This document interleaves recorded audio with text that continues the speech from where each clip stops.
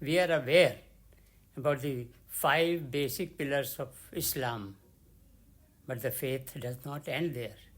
In fact, it begins from there. What we do between 2 prayers decides the significance of our prayers in the divine perception. The purpose of creation is different and higher. The basic pillars are the instrumentalities towards that end. Allah has said in Surah Baqarah, ayat number 219, وَيَسْأَلُونَكَ مَاذَا يُنْفِقُونَ قُلِ الْعَفْوَ. O Prophet, peace be upon you, your people are asking you as to how much they should dedicate for the cause of Allah.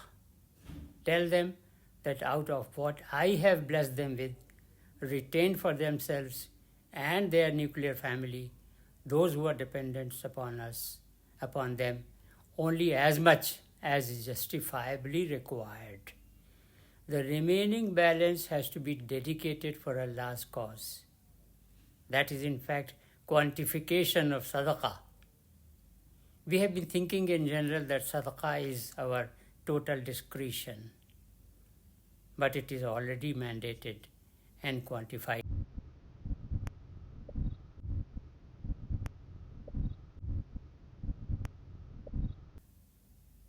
Each one of us has to analyze to what extent we are pleasing our Creator. In this background, we have to go deeper into the causes why the Muslim community of India has been lagging behind others. Justice Rajendra Sachar Committee had said that the Muslim community is lagging in social, economic and educational fields. And the reason behind this backwardness is the community's thorough underrepresentation in the governance of India. Ever since that report was submitted, Muslim representation in the governance has gone further down. That is what is reflected in the reports of the 4 states that have come during the intervening period after Justice Sachar Committee report submission. Participation in the governance is of 2 kinds. One is legislative participation and the other is administrative and judicial participation. After the submission of Justice Sachar Committee report, the community has definitely become more conscious of its responsibility on one front. Larger number of our boys and girls have been appearing for the UPSC Civil Services examination, and our success percentage has slightly increased as compared to what it has been till about a decade ago. Same is the case with our representation in the judiciary. But our legislative participation has been going down. In the Lok Sabha, our representation has been mostly less than 1/3 of what it should be. And in most of the assemblies, it is worse. Justice Sachar Committee said that the real reason for Muslim underrepresentation in the legislature is faulty delimitation of constituencies of Lok Sabha and assemblies, and more so of the wards in the local bodies like municipal corporations, municipal committees, Zilla Parishads, Panchayat Samitis, Taluka Samitis, Gram Panchayats, etc. The Government of India website says that there are 283,000 local bodies in rural and urban areas together. So, as good citizens of India, it is our constitutional duty to make sure that the Constitution and laws are properly implemented in letter and spirit. For that purpose, we should be partners with the state mechanism. We need to study the delimitation law and ensure that these are not violated. We need to take up the matter under the Right to Information Act with the election officer concerned. Every district collector and district magistrate is also the election officer of the district. And at the state level and the central level, there are election commissions. The Holy Quran says, "Laisa al-insana illa ma sa'a." You will get what you strive for. And there is a hidden promise also, that if you try for it, you will get it.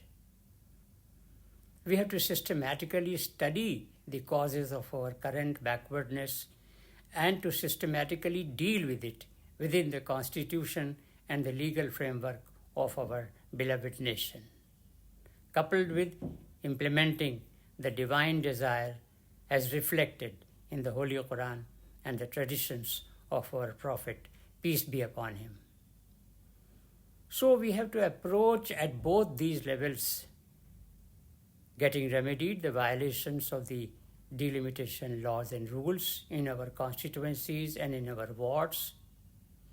Each one of us belongs to some assembly constituency and some Lok Sabha constituency, some of the local body ward. So those of us who are enlightened enough, we should take up this initiative. At administrative and judicial front, as I said, some steps have been taken, but that's not enough. We need to realize that the scope for joining the civil services through UPSC has been shrinking for everybody in India. Till about 2016 or so, about the gross annual intake into the civil services was 1,250. But a couple of years ago, it had come down to 650. It keeps on increasing and decreasing, but the broad trend is downwards. Also in recent years, there has been a trend of lateral entry at senior levels, directly from non-governmental sectors. So because of these reasons, the total intake into the civil services has been going down. Yet the Muslim community has been able to increase its percentage in the total number of those who were selected earlier till about a decade ago. Our percentage was hovering around 2.5%, and in recent years, because of the systematic community effort, it has even crossed 5% in a couple of years. Nonetheless, actually our representation in absolute numbers has been abysmally low. Even if we are able to send, say, 50 of our boys and girls annually into the civil services, that's not enough. We have to realize that there are 29 state public service commissions and 29 high courts in India, all of which make recruitment every year at different levels, and at the center there is Staff Selection Commission, which makes about 50,000 recruitments every year. And even the UPSC recruits even through other than civil services examination. So the total intake other than civil services annually joining the governance in India's administrative machinery runs into several hundreds of thousands or several lakhs every year. But participation there is worse than civil services, participation of our community. And we have not yet realized the significance of this sector, much less doing anything systematically in order to improve our representation. Under the Zakat Foundation of India, during the last 3-4 years, we have diversified our approach. Our civil services work remains intact. In addition, we have started working on the boys and girls, informing them about these facts and figures, and making arrangements systematically for their institutional coaching. Physical coaching as well as online coaching is being provided by ZFI, and results are promising. As I said earlier, as good citizens of India, we have to strengthen the hands of the state machinery and make sure that it becomes more robust through systematic participation of all segments of society. One of the arrangements that has been made by Zakat Foundation of India is that those boys and girls who are now studying in class 9th, 10th, 11th and 12th, for them we provide online coaching 3 days in a week, just for 1 hour at a time, during school hours or immediately thereafter, with the help of the school authorities. The school puts up a screen and the lecture delivered online is watched and listened to by the students. It is interactive. They can ask questions and get answers. There are about 70 to 80 lectures in every year, and that enables the girls and boys to know about this important opportunity and to prepare in advance. In at least half of the examinations conducted by the various provincial public service commissions and high courts and the Staff Selection Commission, the basic educational qualification required is class 12th. And at least 200,000, 2 lakh of our boys and girls join every year the governmental machinery at different levels after passing class 12th. We need to make sure that we have our proportional representation there also, systematically working for that. And in such examinations, there is only written test. And even the written test is of such a kind where the checking and marking is done by the computer, not by human beings.